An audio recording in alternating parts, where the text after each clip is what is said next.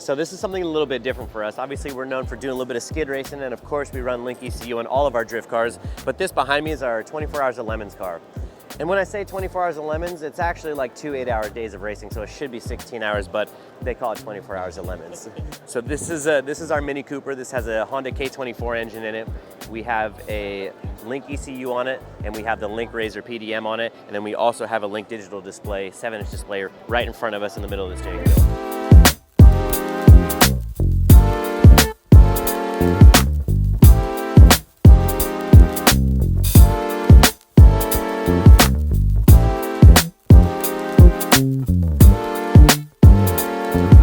We ran it originally with the Mini engine in it, right? We took this car as a bone stock car and went and ran a Lemons race with it. I'm talking 400 treadwear tires, automatic. Like, it was so slow, we were like sending text messages going down the straightaway. It was crazy slow.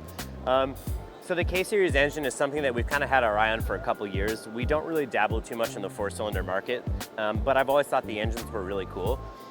So we decided to pick one up from an importer, and we just wanted to do it. We just wanted to do something different. You know, obviously we're not gonna transverse mount a 2JZ in this thing, right? So they're light, they're cheap, they make good power, and it'd be cool to potentially put one in a rear drive scenario one day, obviously with a Link ECU and definitely with a turbo. So this is absolutely overkill on electronic side for this car, but at the end of the day, this car has to run for hours and hours and hours on track, and that's why we simply wanted the reliability and the tunability from the Link ECU.